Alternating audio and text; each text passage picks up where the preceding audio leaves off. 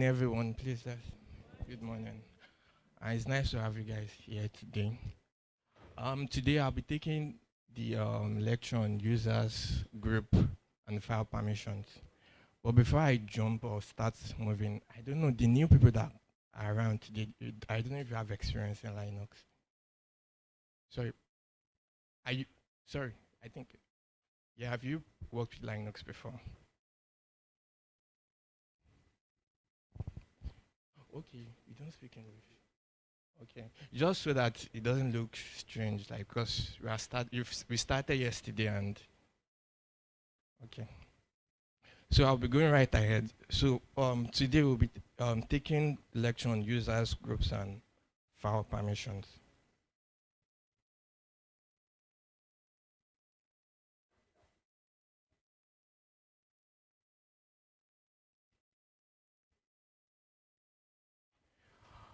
So this is the short outline. It should be very fast, and I'll be starting first with bash alias. So this is the first thing I wanted to talk about yesterday. I think it's something important for us to discuss about before we move to users, groups, and file permissions.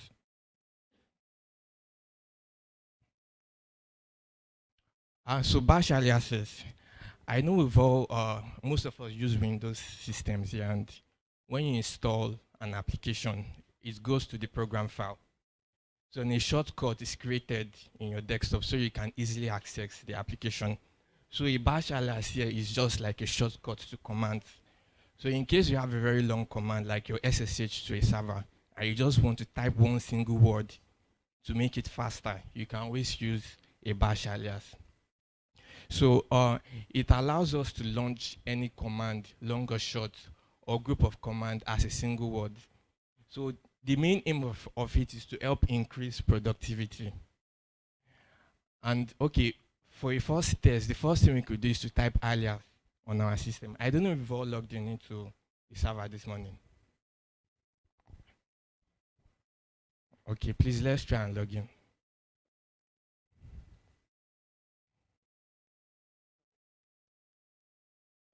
Um, Please give me one moment. Sorry, one moment.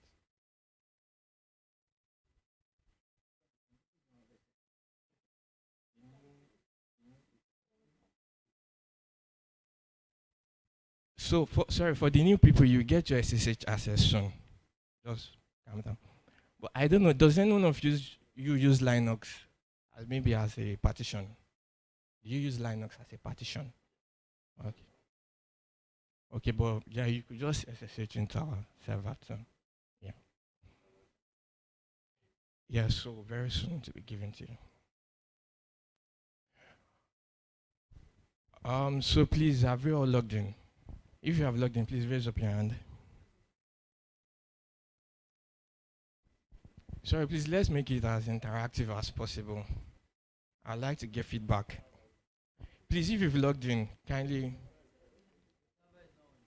It's not on. But someone has logged in. You said?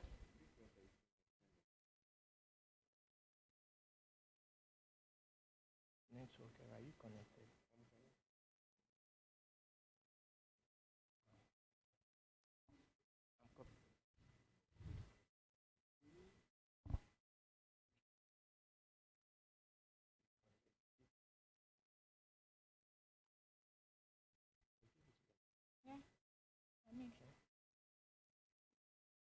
Sorry, if you can log in, try to ping the IP address to see if it's on. Because someone was able to log in.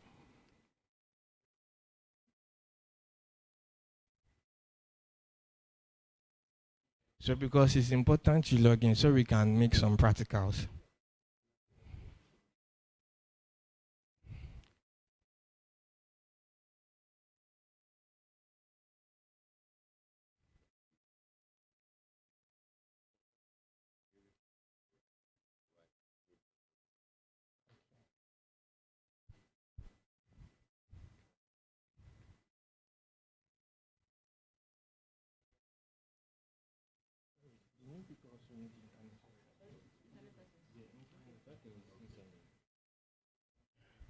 So for the people that just came in today, we will get you the internet access and your SSH account. So please just be patient with us. Thank you.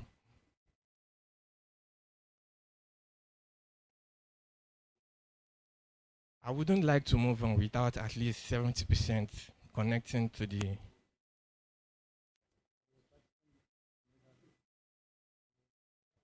Yeah.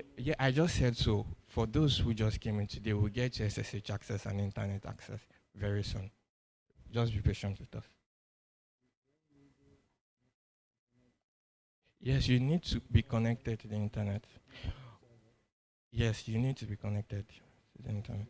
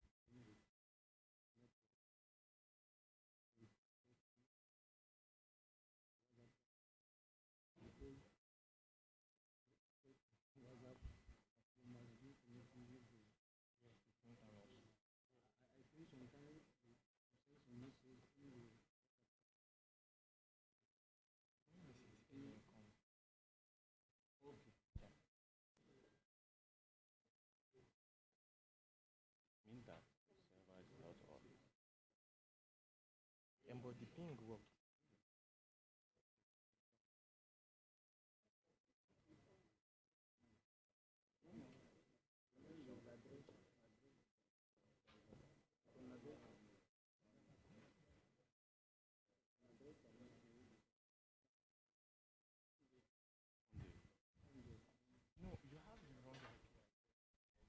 It's the IP address is 102.67.38.50.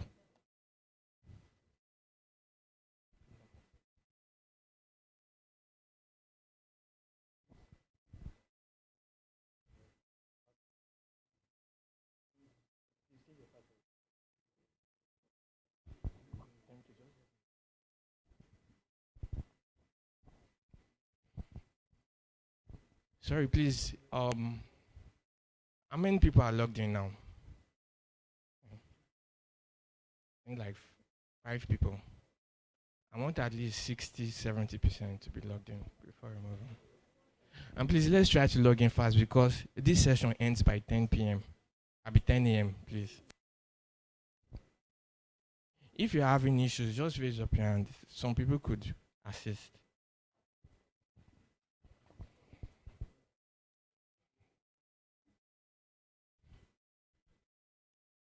Good morning.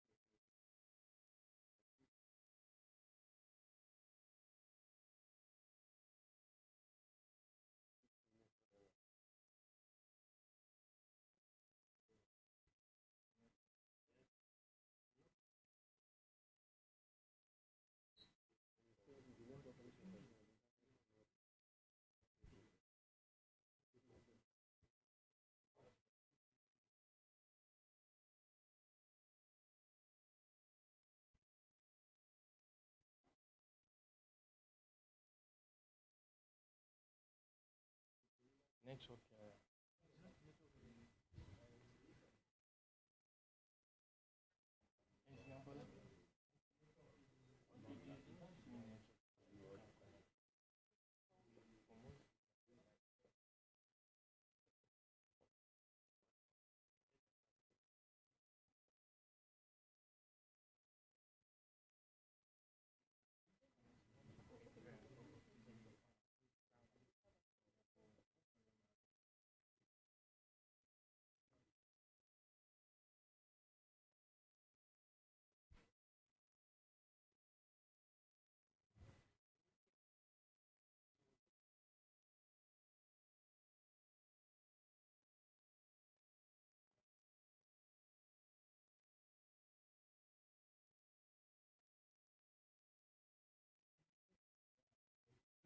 It's working. Please try again.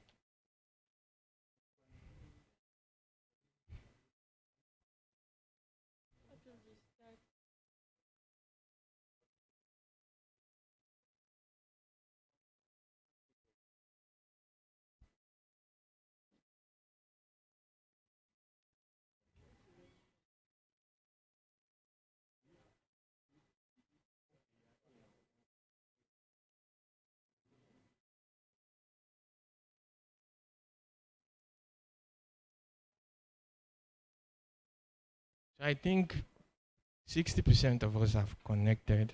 If you've not connected, please. One, two, I think most of us.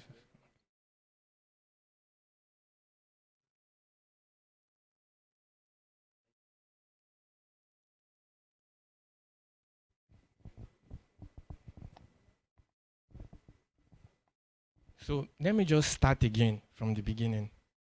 So bash aliases. The first point there says bash alias is a shortcut to command, and I was using the Windows analogy.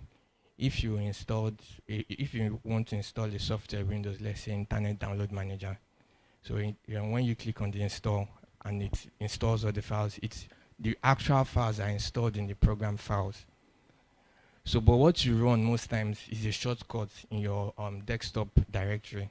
So, like that makes it very easy. So, instead of navigating to your C drive, then to your program files, then start looking for Internet Download Manager, you just click one icon on your desktop, and you already have the program up. So that's an analogy to bash aliases. They are like shortcuts to a command. So let's say you have a very long command, because when you come to Linux, you have very, very long commands, very super long. Sometimes it could be confusing. So to make it easy, so you could just make one long command into just one word with the use of bash aliases. So it allows us to launch any command, long or short, or a group of commands, because sometimes you can have a group of commands into just a single word. And it mainly helps you increase productivity and to work smartly. So for those of us that have logged in, we could type alias on our terminal. So if you have any existing alias, it will show. It will be listed out. Alias, yeah, enter this word, all lowercase. So if you have any existing alias, it will be listed out.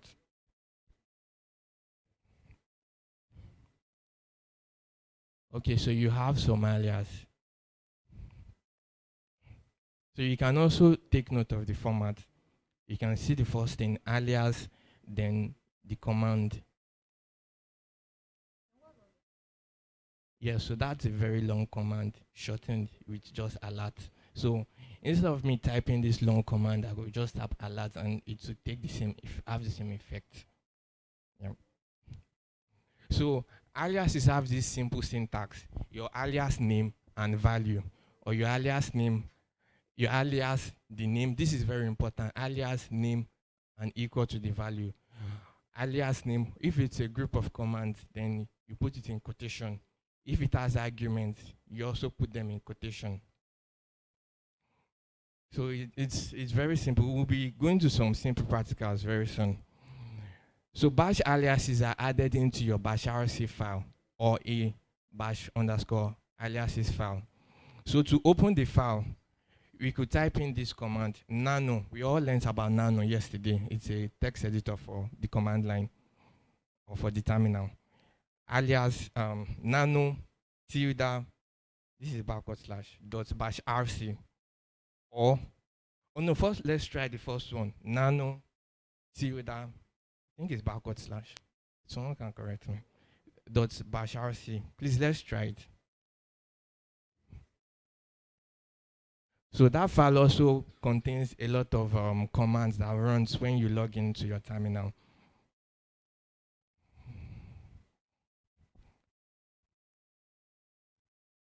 Are you able to try it? Are you able to open the file? No. please be sure you got the. You forgot to put the dot. It's in front of the bash RC. Yeah. So it's an hidden file. Any file that is hidden always have a dot in front of it.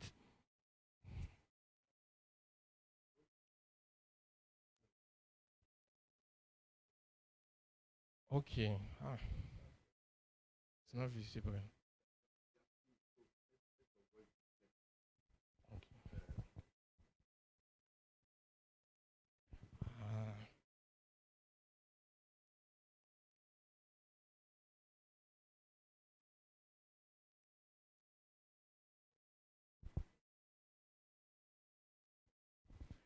so were you able to open the files? No. Close, close it. Let me look at your command. Okay. Let me give me one moment, please.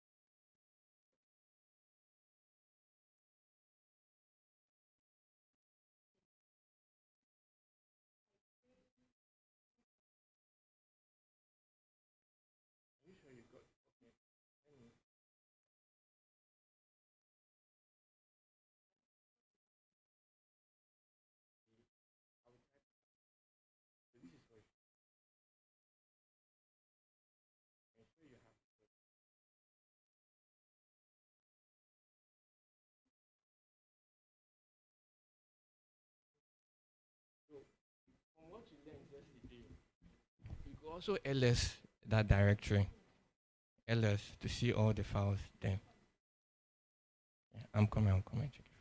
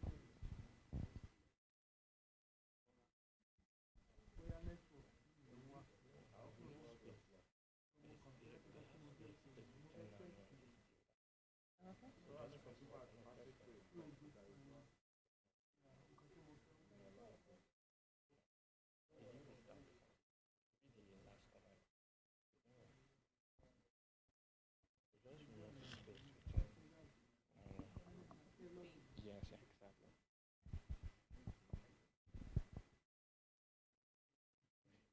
Try to.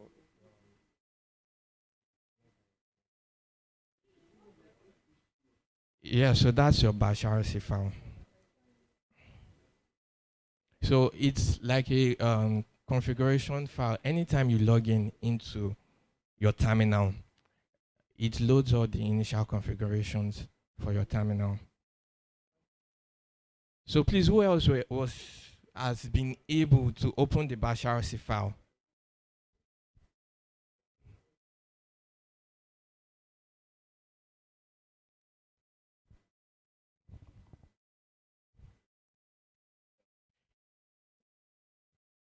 Yes, exactly. So that's the file.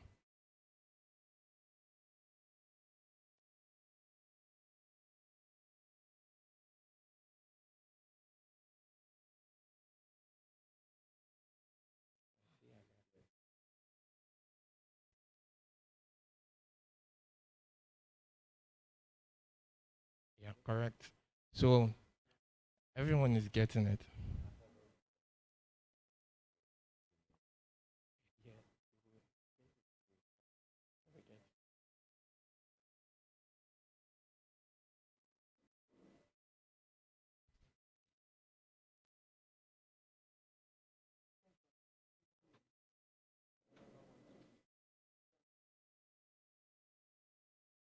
So let me also open my own. Please ensure you typed it correctly. There has to be, yeah, there has to be space. Yeah, in front of the nano. Yes.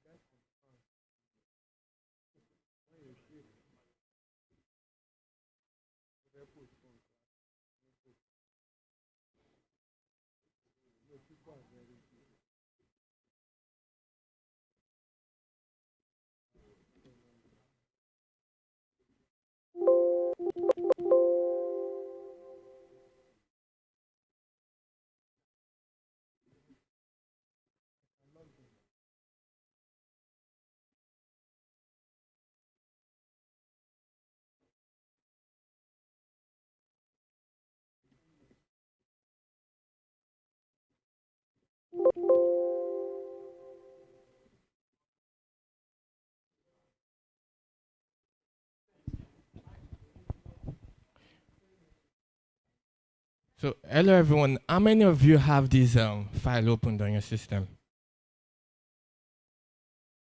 Please kindly raise up your hand. Please, if you have it opened.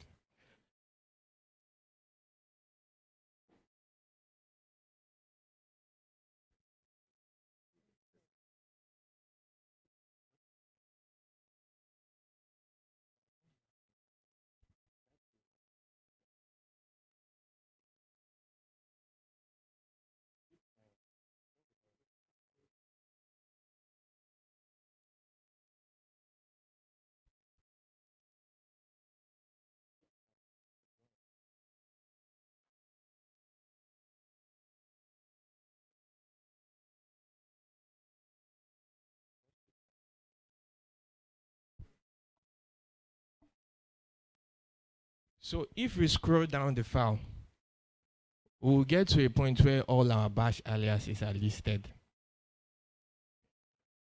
So please kindly scroll down. We can already see some here.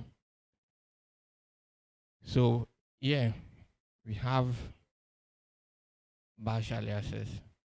So these are all simple bash aliases. Yesterday we all learned about the ls command. What does it do, please? Can anyone help me out? ls. Yeah, list out the content of the file. So the file can take several arguments in a way to list out more details about the file. So here you have some variants of the function. You know, it's most system came with this. So you could always type ls-alf or in a short form ll. So this is faster than typing this long command, and that's the whole advantage of bash aliases. So I think there's a very long one here. We can see this a lot. So rather than typing this very long command, we could just type this simple command. So we'll be making our own bash aliases soon. So I have some examples, and you guys also try out your own. Okay. So these are some simple examples. LL. So this lists all the files. It lists the files, the username, the group, the file permissions, and what have you. So let's try it out.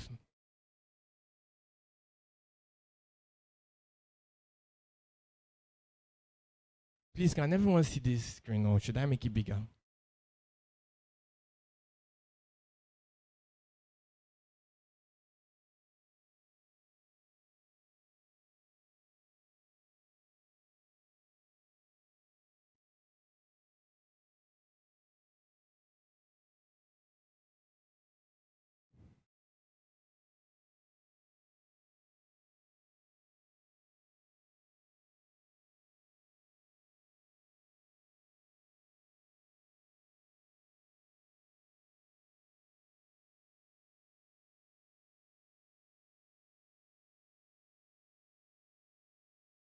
Thank you.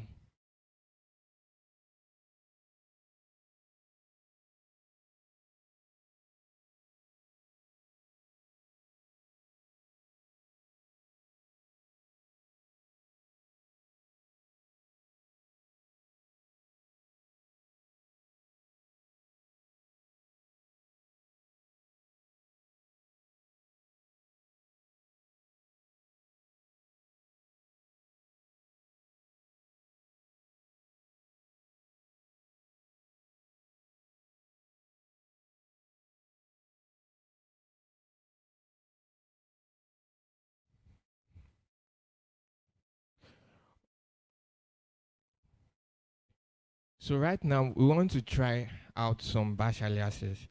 We cannot type LL on our system. So right now we're using a short form, a shortcut. I mean, so rather than typing, I think it was LS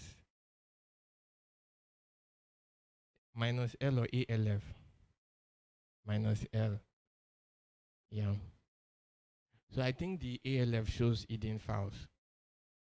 So we have hidden files here.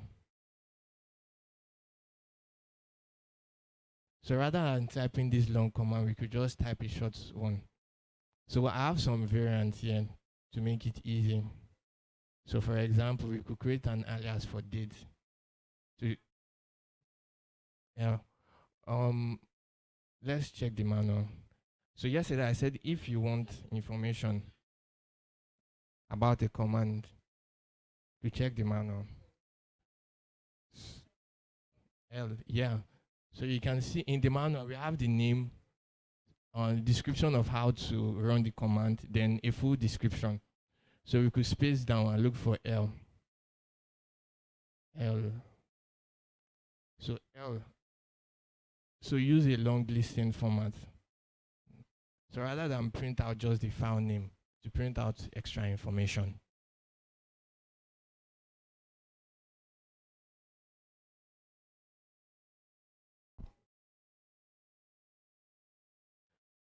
So not to take too much time here. So we could all type this into our bash RC file just underneath the other ones we have. So we can have an alias for time, for date, and I think this is for time, and this is for date. Then an alias for size. So in case you want to find the size of a file very fast, so rather than typing du-sh, then the first argument, you could just type size and the name of the file, and you get the size instantly with the correct metrics. So I will try this out now. Please, let's try this.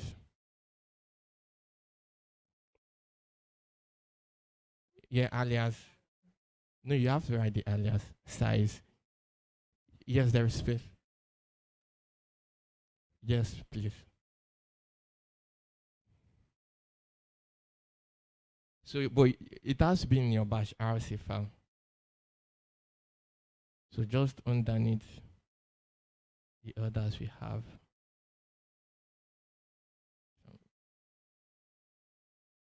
Yeah, so like this.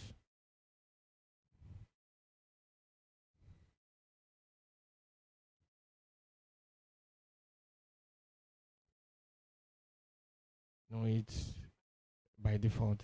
So you can see it has a lot of settings and information. So when you log in, this all these commands run. So when you make a change in this file, you have to like reload. Yeah, where the other ones are. Yeah, so you source it.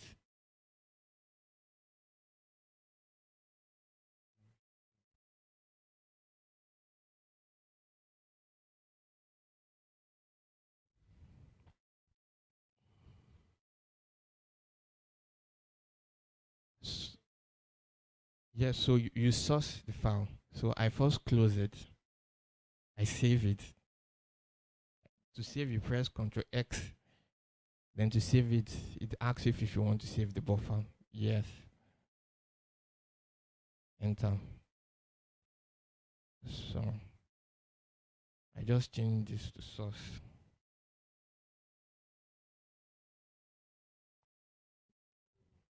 Yes.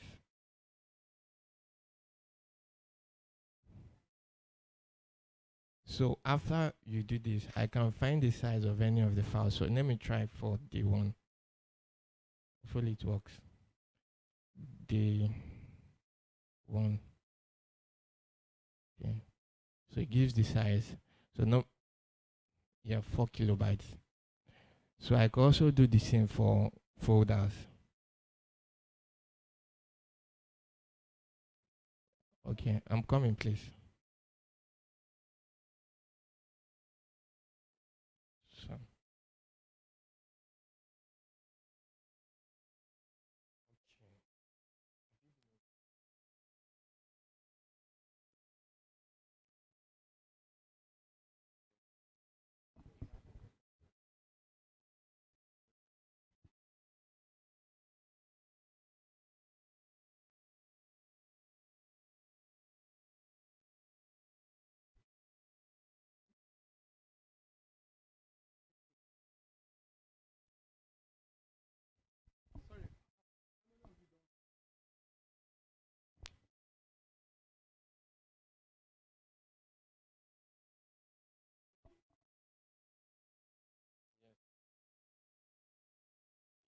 So it's not recognized.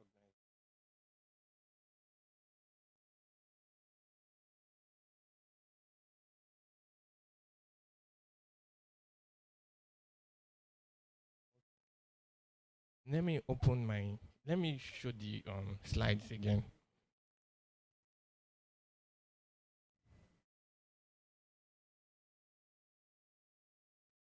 So this is the command to type. So this the one means the first argument.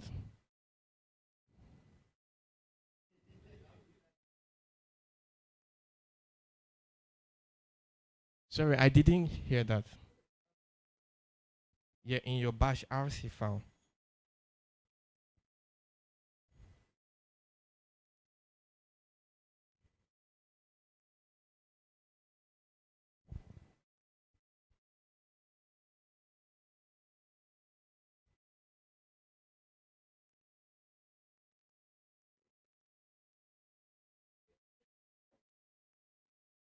I don't think I'll move on if at least 70% gets it correctly. So you at least know how to create aliases. And when you have a very long command, you could just shorten it with an alias.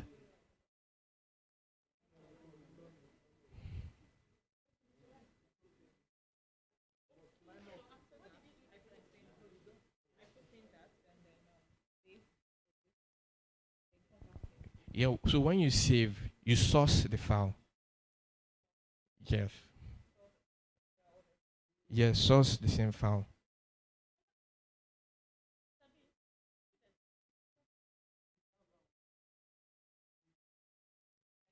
Yes. Then you try the command now. Yes. Size and the name of any file you want.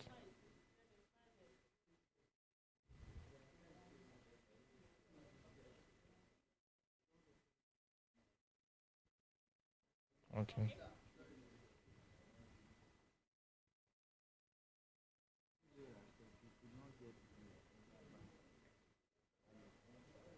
So you Scroll down.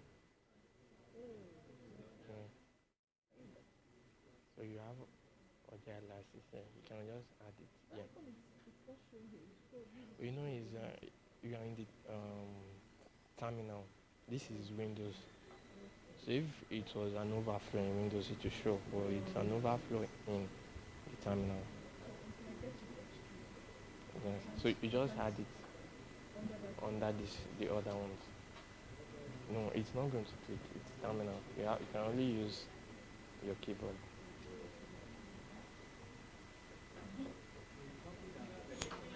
You can copy and paste. You can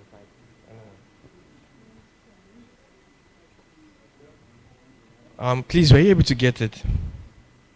Wait.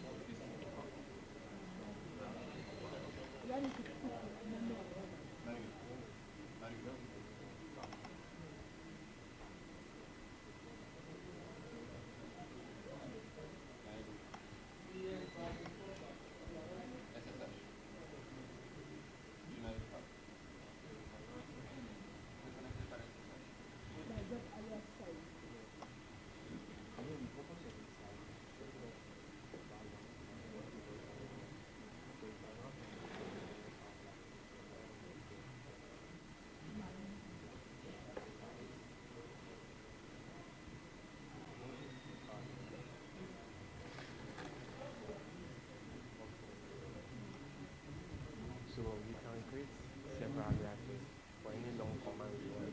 Just then have it local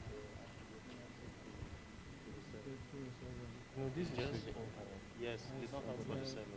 Yes, yeah. No, we have to connect on the server. What is the API address? So right now, okay, 102.67.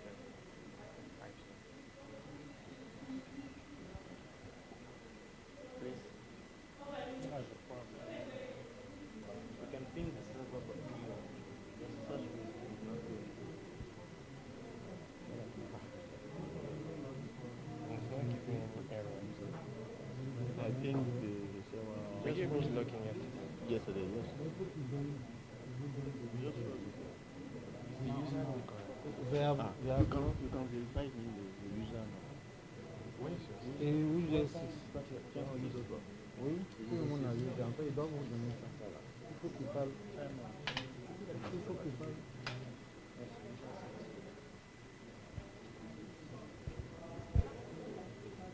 Are you connected? Yes, yesterday I'm Try to restart. To restart, yes. I restart the computer. Oh. I just make everything connected and I don't. So there are about 5 of them. They are giving 3. Connect. All them things. On the metal, it's not fire. Other people can connect. That's what The user. I've also tried to check. I'm not sure what they want. Keep trying. Okay. Restart again. Try.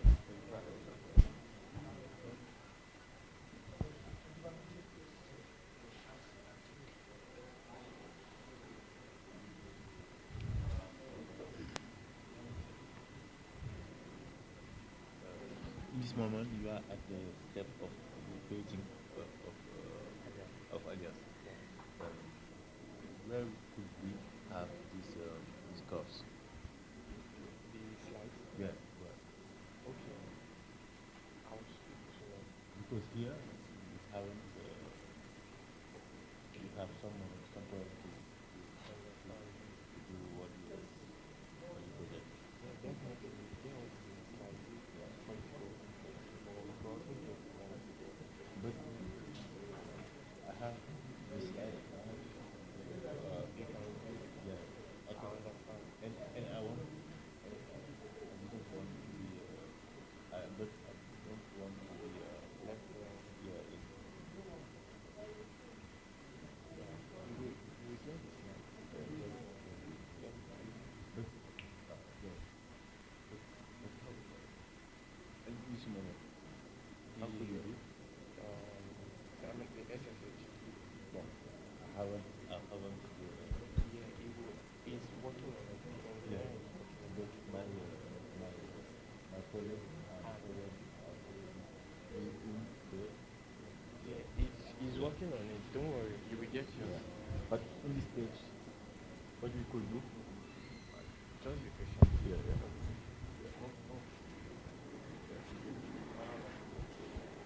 Now, like to show the hidden files now, the other the podcast hidden files. What is there any need for me to enter anything when I go?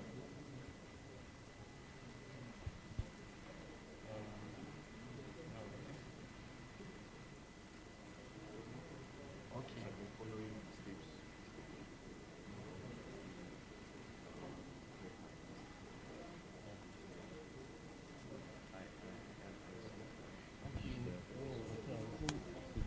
This alias is not your, you create it in your batch as a file. Okay, okay. Let me go back. So you put them in your batch. Okay. No.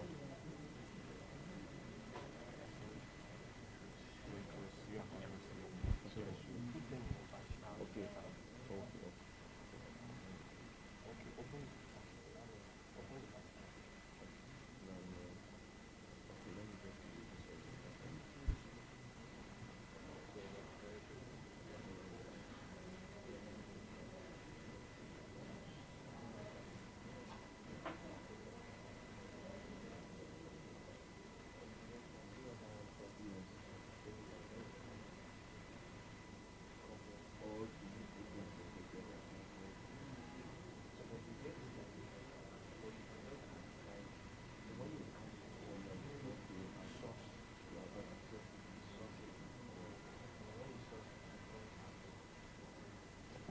Let me add the site because I want to know that. Oh, let me add that.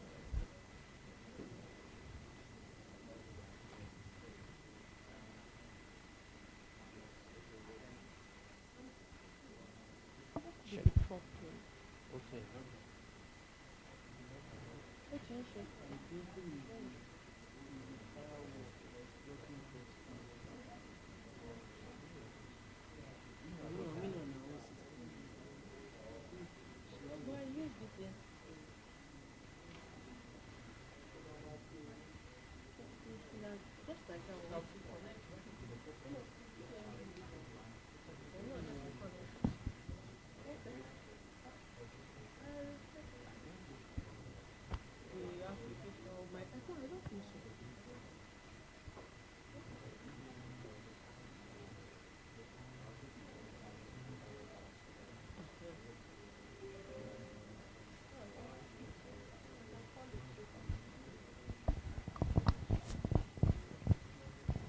So I think we should move on to the main topic of today.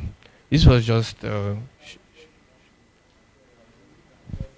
yeah, definitely you will get the material, all the material. So the long and short of alias is just to shorten commands, a shortcut to commands. You add them in your bash RC file, and you source your bash RC file, and the commands, the new commands become available to you.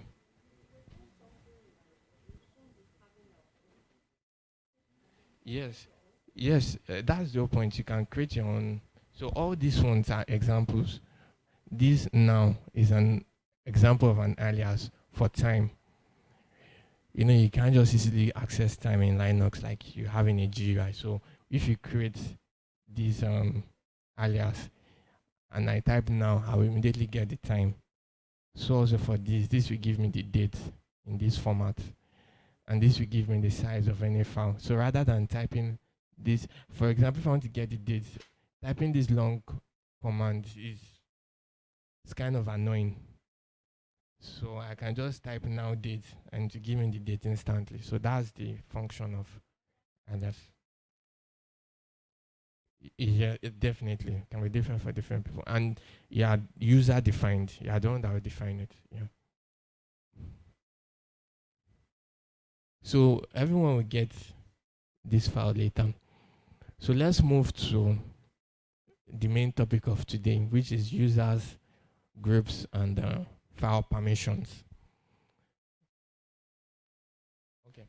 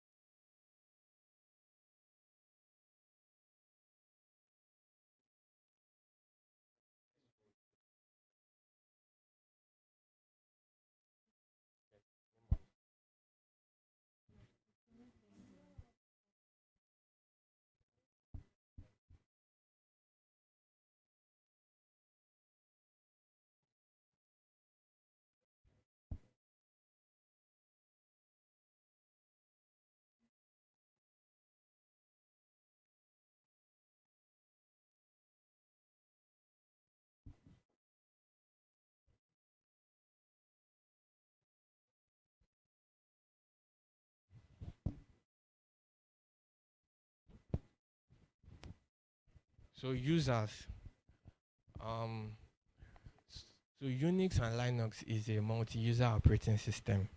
You can have several users, just as you have for the terminal for the SSH access. So there's an server somewhere created by Engineer Poland. There's the root user, and he created so many other users, which was shared to every one of you. So Unix is a multi-user system. So um, every program and process is run by a user.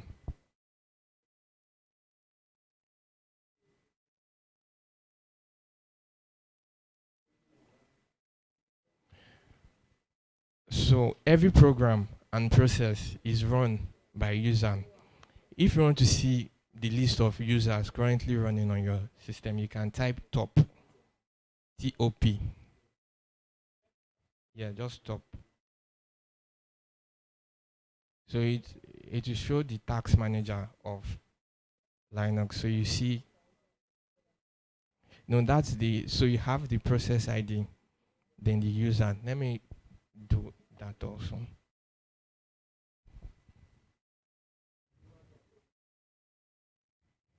T-O-P. So it will show the user. So you can see these are all the users that are connected. User 1, user 17, user 21, but the root user also. So Unix is uh, a user operating system. It has users. So every file is owned by a user.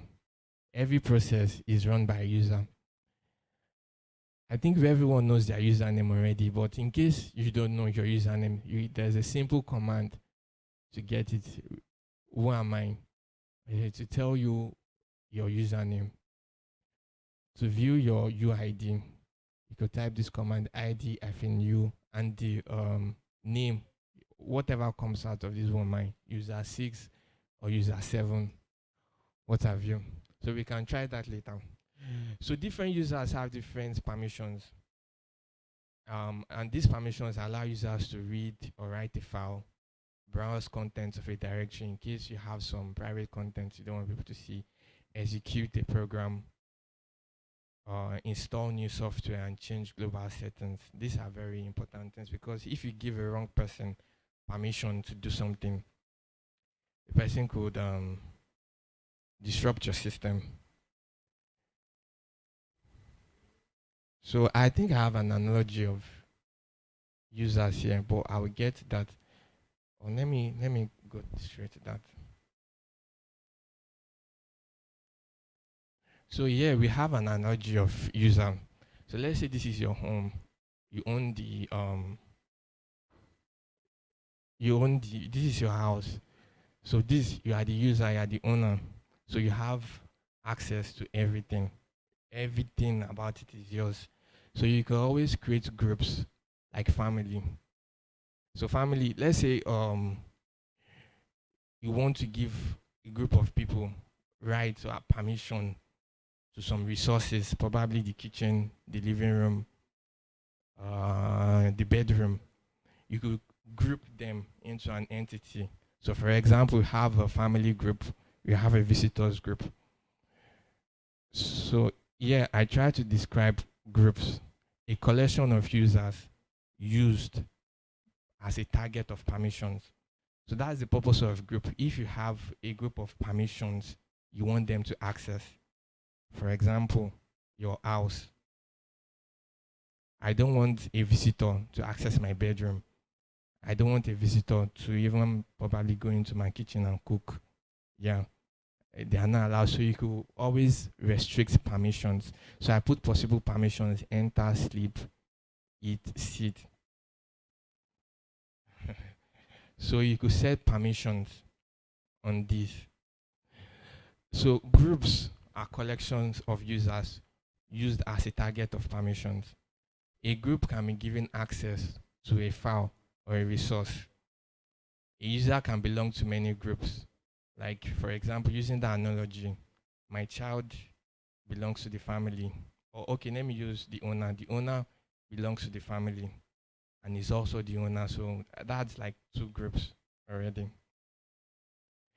Um, so to see your group name, the group you are connected to, you could type this grep group name, the name of the group, and etc group. Or we could also list all the groups. So these are different commands. If you want to see all the groups a user belongs to, just type this command groups. We could try that now. Groups. Yes. Q. Press Q. Yes.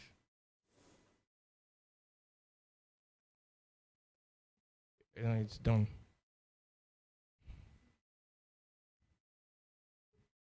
Yes. So you just have one user. One group, I mean. So that's a primary group actually. So let me try it out. Yeah. So to close this task manager for Linux, you can press Q.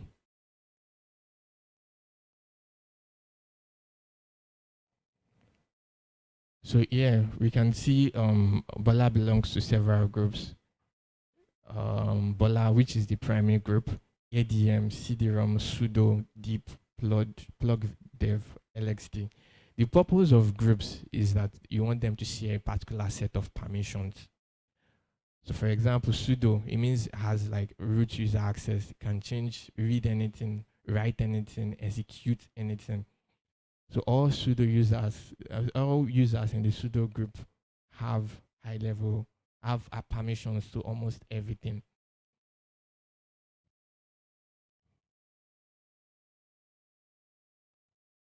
So there are two types of groups: primary group and secondary group. When a user creates a file, the file group is set to the user's primary group. So if you create a file and you list all the content, let me show you.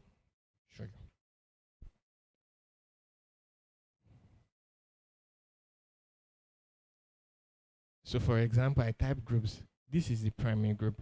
It's also my username, but it's the primary group. So um, if I type LL to list all the files, these are the file permissions. This is like the size, a rough estimate of the size. This is the username. So everyone has a primary group, which is also the name of the user, which is called Bola. So if you type LL, it means this file. Okay, this is this is a directory. Let's say the one.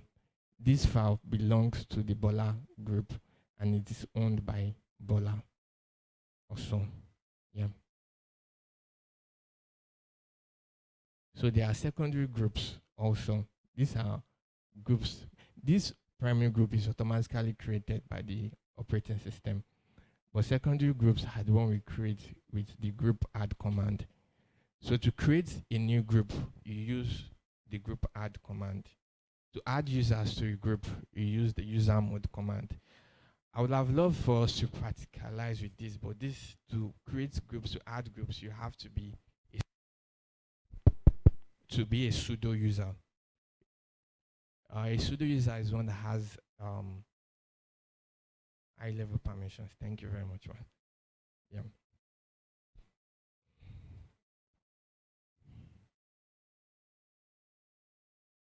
User has like the highest level permission, has the ability to read, write, execute any file, resource, or program in the Linux system.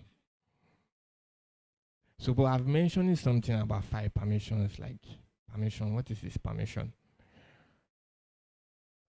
So, for example, permission, the English word, is an action of allowing someone to do a particular thing. Yeah, some of you might not allow me to come start working on your laptop. I don't have that permission. So it's just the action of allowing something to do a particular thing. So in Linux, permissions are rights and authorities you give to someone to use a resource, files, directories, and installing program. And this is very, very important because if you give an hacker the permission to your server, I can just start like using your resources to do my own personal job. I can start using it to hack United States database, and when they track it, they know, oh, okay, this is the person. Meanwhile, you're not the criminal. So it's very, very important to set the right permissions on your system. So I was trying to explain using this analogy. So let's say this is your home. And the possible permissions are to enter, sit, sleep. So you are the owner, first user. You have access to everything. So as I said before, groups are entities where they share the same permissions. So I can create a group called family. Yes, family also has access to everything. But there is another group called visitors, probably extended families. Probably have access only to the living room and restroom. If they want to sit, they can always sit in the living room. They can always doze off in my living room, but they don't have access to my bedroom. Probably have a chest of gold. I don't want someone to go in there and steal my resources. Then definitely we have others. Others has access to nothing. So these are the different levels of permissions you can also set on your system. So for now, this is an analogy. In Linux system, the types of permissions you can set are read, write, and execute. Read is when you allow someone to view the contents of a file. Write is when you allow someone to create a new file or change, edit the content of a file. Not create, that's a mistake. Only the owner can create. Yeah. Only the owner can create. So write is when you allow someone to edit the content of a file and execute in case it's a script or a program. X signifies execution of command. So the different people that can perform these actions are owners, as I said here, the owner, the group, and others. So any group you create, either family or visitors. So, okay, the point here I'm trying to say is that X is for executables. In Windows, you have .exe. So when you see a file with the .exe extension, you know it's an executable file. So to change file permissions of a file or the permissions of a file, you use the change mode command. And to set a default permission, you use the umax command. So let's view the permission of a particular file.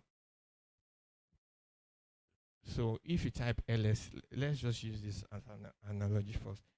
When you type ls -l, we get this kind of output d.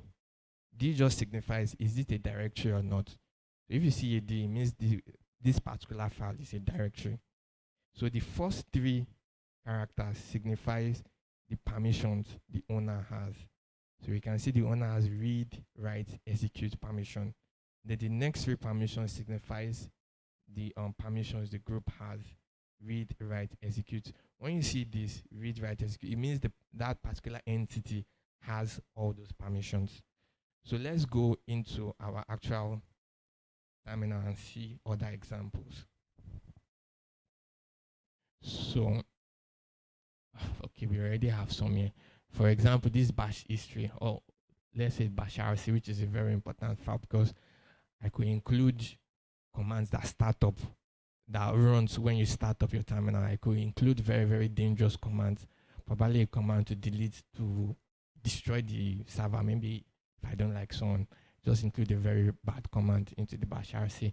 So you can see this shows it's not a directory, it's a file. When you see a dash, it's a file. When you see a D, it's a directory. So for me, as the owner, the first three characters, I can read and write the file. But because I'm very security conscious, I don't want someone to damage my server. I only set the read permission for the group, though the group here is Bola, also the primary group. And for others anybody, any other person. For example, you said yes, can only read. So let's say this is Bola's directory. You can have access to this directory um from your terminal. Let me see how we can do this.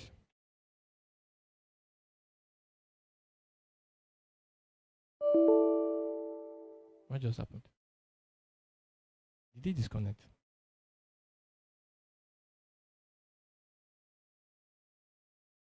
Okay.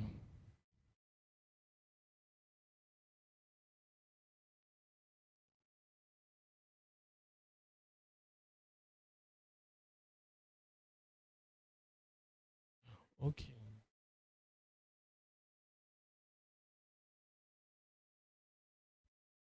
Please let's try and relog in.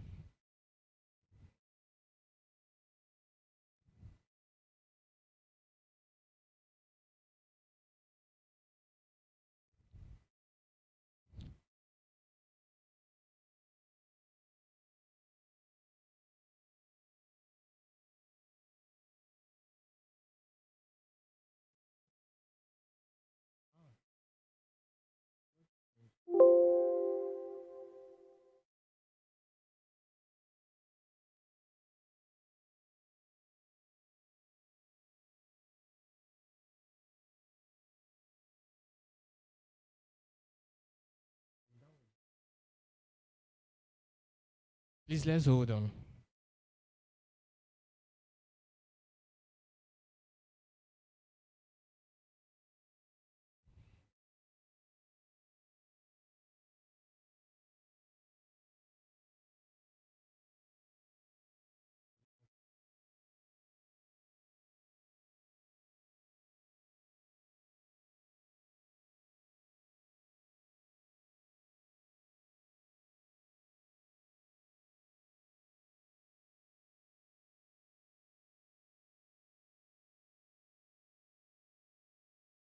So let me continue.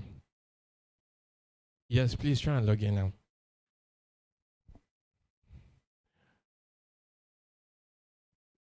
So I was trying to um show some permission settings demonstrations, I mean.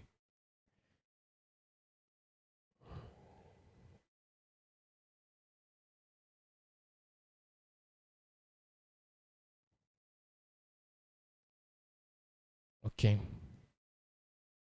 So as you can see, these are all the users available on this particular workstation server. Since um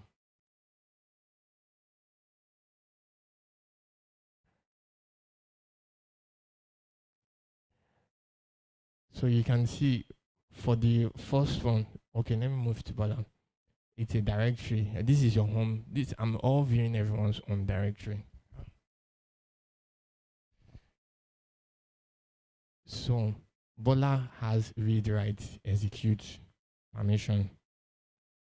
For the group, only read and execute. For others, only read and execute. So let me move to user one.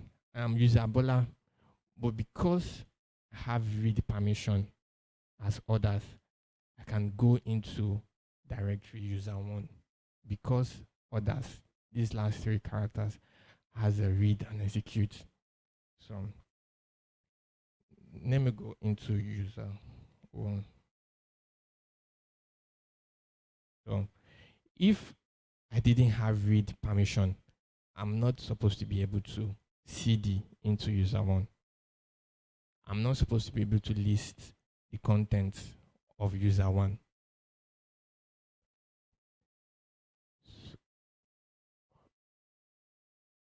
Yes. Sorry.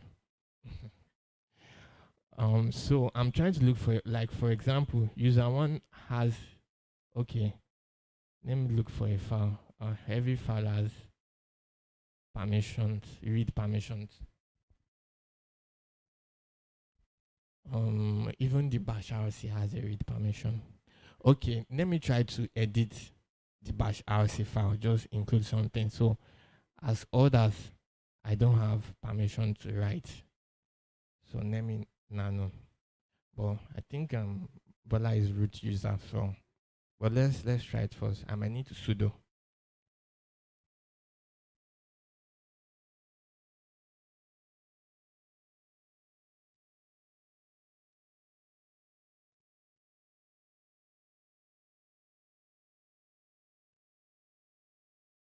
So because I have the permission, so let me just put some rubbish character here. Let me try to save. Let's see. So Bola is a root user. If it was one of your users, I'm not supposed to be permitted to do that at all. To put information. So I don't know what way I can use to demonstrate this. So now this user I have is a root user and have access to all the information. But we cannot see here. These are the permissions given. Okay. Let me also try this too. Though it says no read permission. Let me try to read it.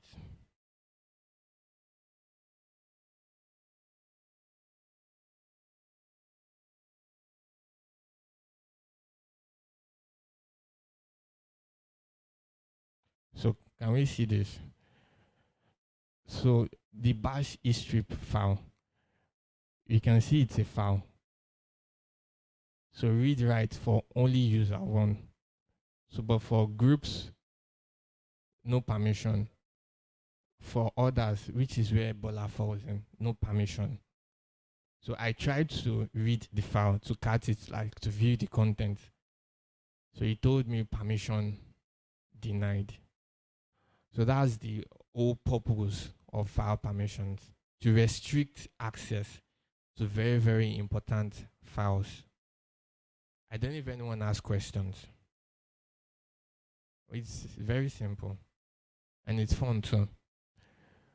So, but if I want to enforce that I want to read this file, I can turn to the root user, pressing sudo. Sudo su, I mean.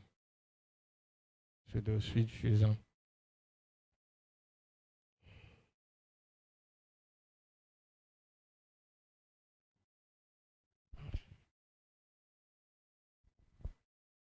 So I switched to the root user. The root user has access to everything in the file in a Linux system.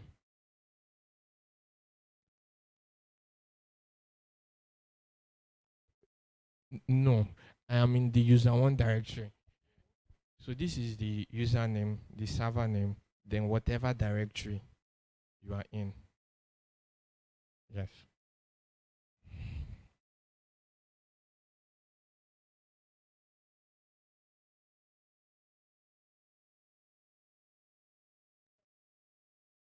Yes, as the root user.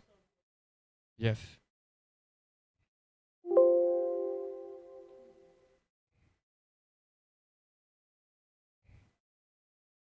So I'm able to access the history of um user one because I was able to change to the root user.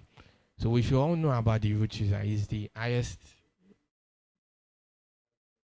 the user with the all the permissions to read, to write, to execute, to install, to do whatever he likes. So if an hacker has a root user password, he can do whatever he wants with that system and start to mine crypto. Yeah. Awesome. So I don't know if anyone has questions at this point before I move on.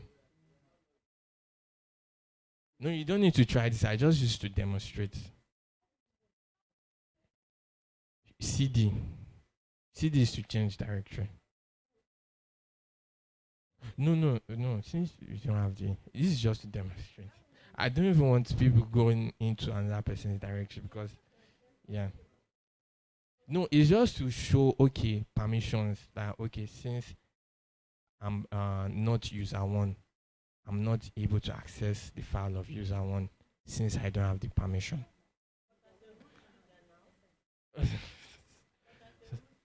But as a root user, which is the number one user of a system, has permission for everything.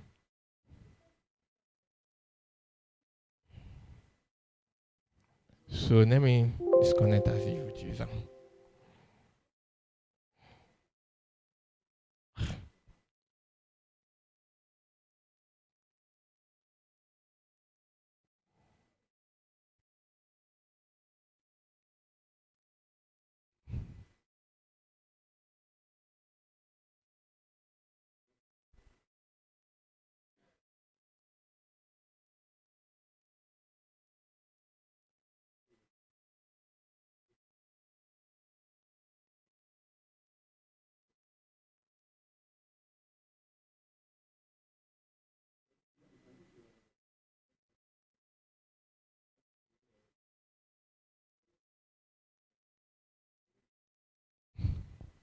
So as I described before, the different people you can have in a system is the owner, which is the short form as you.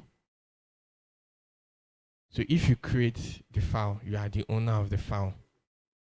The owner can also be changed to using this command CHOWN. By default, so the next one is the group. The next entity of people you can have is the group. So by default, a group is associated with the file. So these are different groups we can have. And the last is others, which is every other person which is not a user, the owner, or in a group, others. So the different permissions we can have is read, write, execute. Read allows us to open the file. Write allows us to edit the file, and execute in case it's a script or an executable allows us to execute the file. So yeah, directory also have permissions. Permissions to enter the directory, permissions to list the content. Or definitely, if you can enter, you can list. Permission to delete the directory. So, as I've explained before, given this when you type ls-l, given this file temp1, This, please, who can tell me what this hyphen is? What does it imply? Anybody? It's not a directory. Thank you. This first hyphen. So when you list, you use ls to give a long list of the file.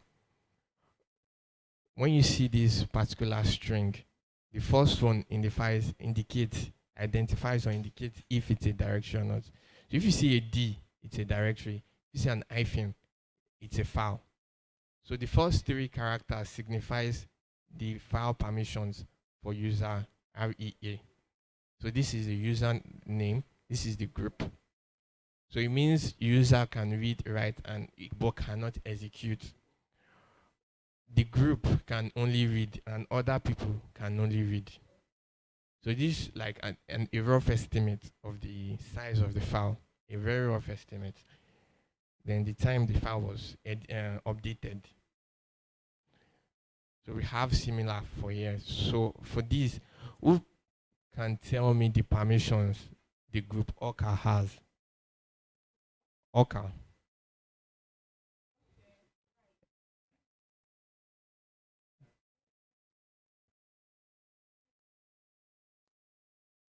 The group OCA, who can tell me? Extra lunch for the person. FAC_CS is the group name for the first file. Group name, it's a group name. Yes. REA is the username. And I'm coming. One is an estimate of the file, of the size of the file. Yes.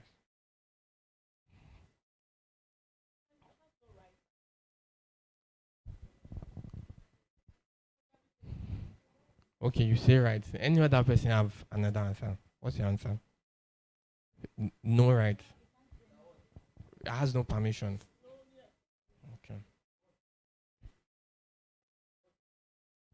What's the permission of the group OCA? What does the permission have? The permissions group OCA has on them too. Any other person have an answer? Write, read, or just only write, or just write? Okay. Okay, thank you very much. So the answer is right only. So the first you count in the first three is for the user. REA. It has read, write, but doesn't have execute. When you see this dash, it means the permission is not there. So you count the next three. Read, it doesn't have read, but has write permission, but doesn't have execution permission. And the group, the others don't have any permission. So it's actually, the answer is actually on the board. Yeah. So group OCA, members have write permission, but no read permission. Can add other things, but cannot cat. Cat means to read it. So others have no permission, cannot read and write. Yes. So, yeah.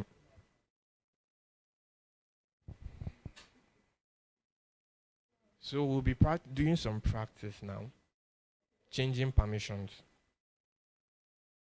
So there are two ways of changing permissions. This is the first way. So change mode is the command you use to change permissions. So you type who, which can either be the owner, the group, or the or others. Then plus or minus indicates, plus indicates add this permission. Minus means remove this permission. And what means the file name. Oh, did I make a mistake? Yeah, okay, the permissions you want to add. Yeah. Then finally the file name. So we can see some examples here. So for my file.txt, we are changing, U signifies the user. As I said in this, so U signifies the owner, G signifies the group, and O signifies others. So for this, my file.txt, we are adding read and write execute, read and write permissions for only the user. For this, we can see there is no who. It means give execution permissions or rights to everyone. So for this, it means give the user and the group read write permissions. Then give others read write and execute permissions. Oh, sorry. Remove, sorry. Minus means remove. Remove read write and execution permissions. Thank you very much. So this is the first way. There are two ways of changing permissions. You could use this who, what style, or you could use the number code style. So for the number code style, we have three, still the same command, change mode. So 3 digits, 3 numbers, and the file name. So the 3 numbers are always between 0 and 7 for owner, group, and others. So 4, when we have 4, so this first one signifies what the owner has. This next one signifies what the permissions the group can have. And this last one signifies what others can have. So when he had, so 4 is for reading, 2 is for writing, 1 is for execution. So when we have a 7 here, it means the user can read, write, and execute. When we have only a 4, it means can only read.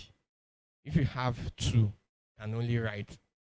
If he has 1, please, if you have questions, you can kindly ask. Nothing is clear. I can also reverse. Yes, 4 is for reading.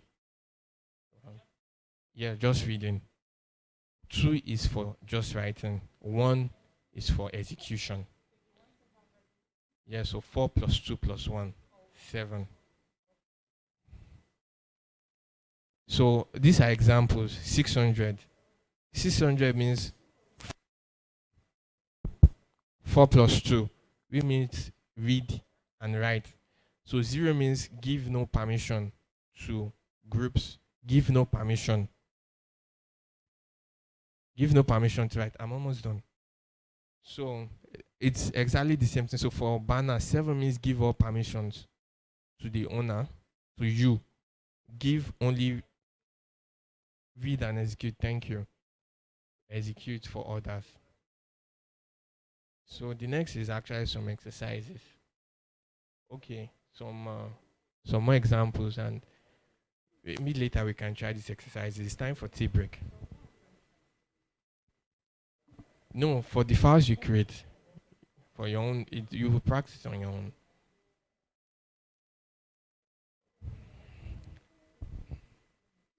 It's even past time for tea break. This is 10:42.